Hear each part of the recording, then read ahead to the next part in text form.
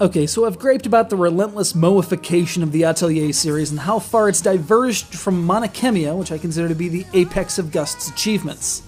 It's become kind of obvious that, aside from Atelier Annie for the DS, there's not much for me on this side of the divide. So I owed it to myself to go back to Atelier Iris, the 6th in the series overall, and the first available in the States. And after a couple decent days of adventuring, alchemizing, and blowing up crap to harvest its elements, I can say it's a step in the right direction. Still not my favorite, but definitely worth my time.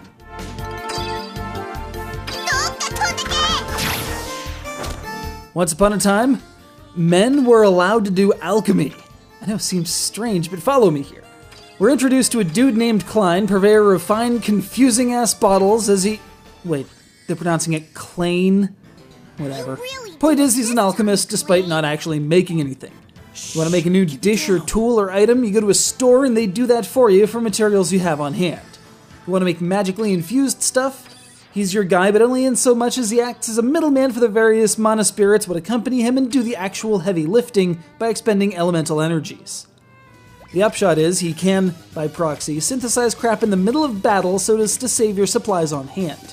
It's all part of a great adventure to research a lost civilization of alchemists, the various treasures they made, and... well, let's not kid ourselves. It's a crunchy, fiddly JRPG with a decently sophisticated combat system.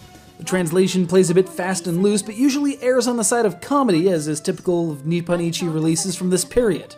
Besides, it can't get any worse than missing the R in string. Come on.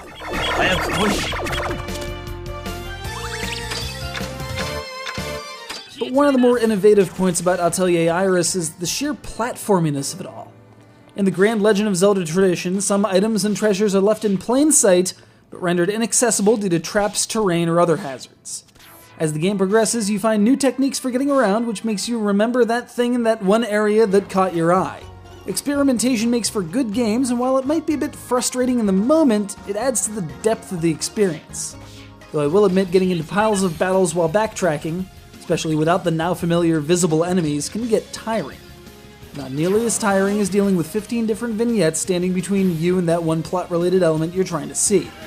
But the best part about it? There are 2 more Atelier Iris games to cover. Hopefully they're as good as this one. There's no such thing as too many elements. Forget, and you might embarrass yourself in front of a total hottie, like Claim did.